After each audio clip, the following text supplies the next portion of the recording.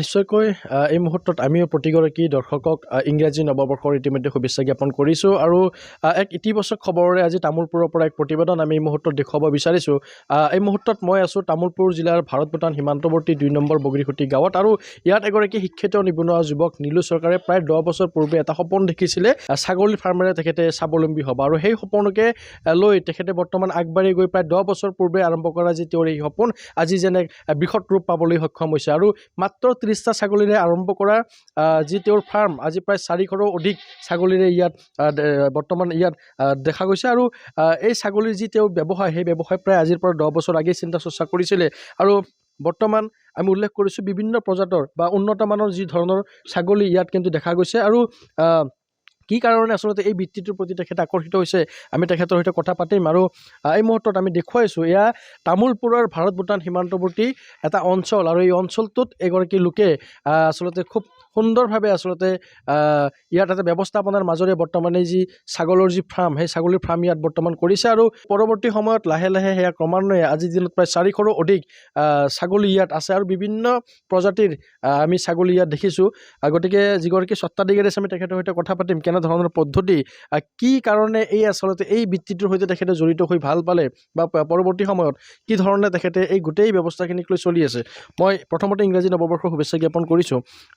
দেখিছোঁ আপোনাৰ ইয়াত বিভিন্ন প্ৰজাতিৰ ধৰণৰ ইয়াত ছাগলীবিলাক আছে।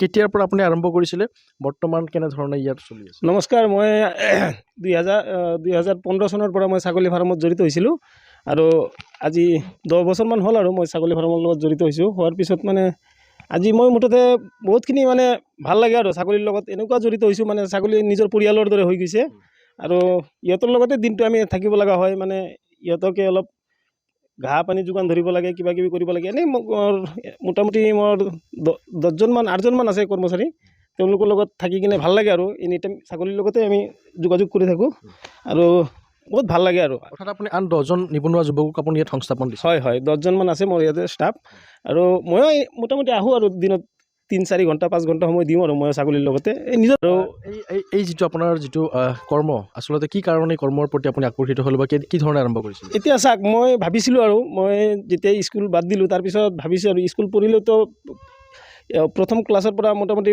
10-15 বছৰ লাগে ছাকচেছ হ'বলৈ। 15 বছৰ লাগে স্কুলত কলেজ কৰাতে কিবা কৰাতে BA পাছ কৰাতে 15 বছৰ লাগিব। ছাগলী ফাৰ্মটো মই ভাবিলোঁ 2-3 বছৰত যদি ছাকচেছ হ'ব পাৰি চাওঁচোন অলপ চেষ্টা কৰি।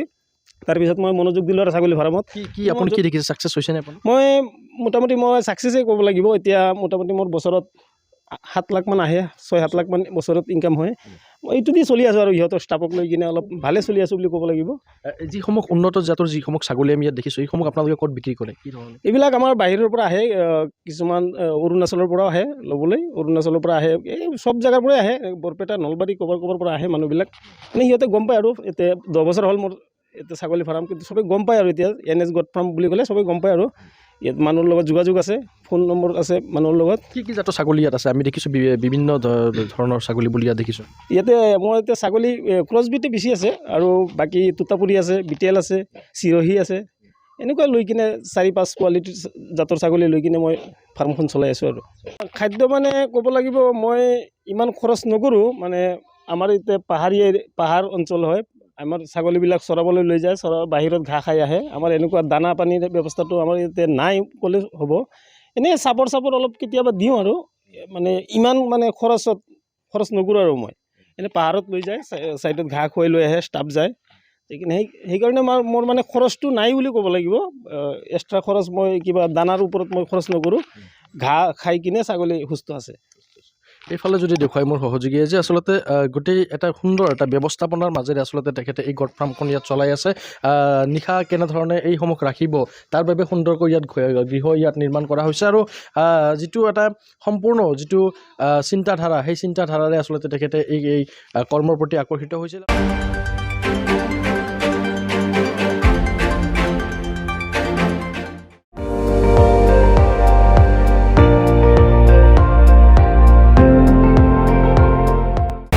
আপুনি চাই আছে ND24, সৰ্বশ্ৰেষ্ঠ নহয় সৰ্বোত্তমৰ দৌৰত।